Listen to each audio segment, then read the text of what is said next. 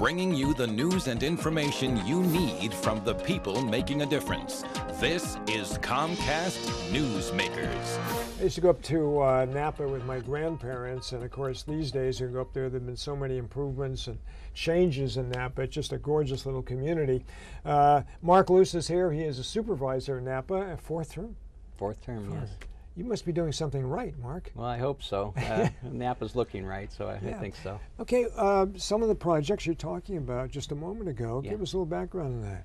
Well, as a county supervisor, we have a lot of different roles, not just the visible one. We serve on lots of different committees, and one of them that I serve on is the Association of Bay Area Governments Hazardous Waste Allocation Committee.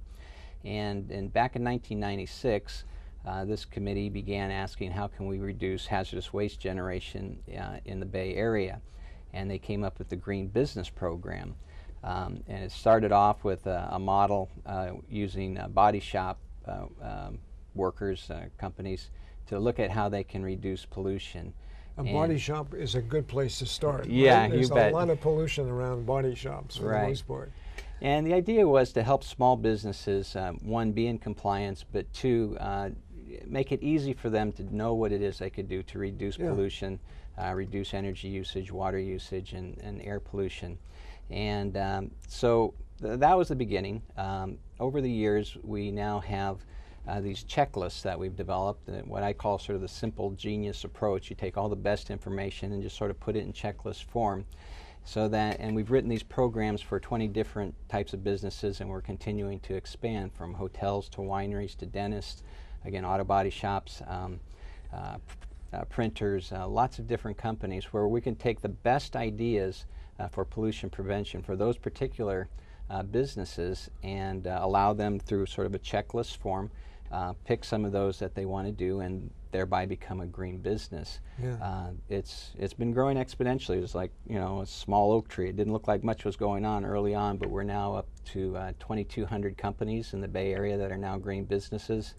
And the city of Los Angeles is looking at adopting our program. A number of other counties. As I said to you before, when Los Angeles looks at Napa as a way of becoming green, I think that's an amazing accomplishment. Yeah, and I agree, and I've really appreciated this program. My own professional career is as an engineer at Chevron, working in hazardous waste issues. And you know, the political bodies initially wanted to go after the big polluters because that's, you know, the bad guys. But, you know, they're very heavy regulated, and they have their own professional staff who really know what they're doing.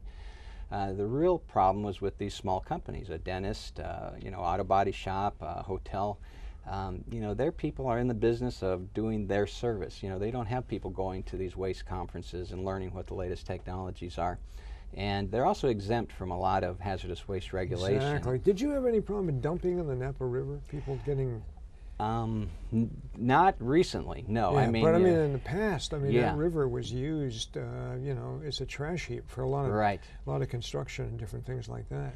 Yeah, it was. It had that history of tanneries along the river. In fact, I know for a lot of the locals, you know, the river was not the place you wanted to live next to. Of course, that's now they're changed. Doing that beautiful construction along the river. Yeah, that's part of the flood control project. Well, it's maybe not part of, but a result of the flood control project that is also took a very environmental approach to how we did that, setting aside some basically floodways, wetlands, restoring hundreds of acres of wetlands so that the river had a place to expand to, which was different than the Army Corps' typical approach to flood control. And for that reason, we had the support of both the environmental and business communities in getting the 2/3 vote they're required to come up with our portion of the cost. Well, you've done a really good job of making that work. Congratulations on that. Mark, nice to have you here. It's a pleasure. Mark Luce has been our guest. He is a supervisor in Napa, and they're doing their best they can to keep it green, and just the way it should be. Nice to see you, Mark. Pleasure. Thanks for having me.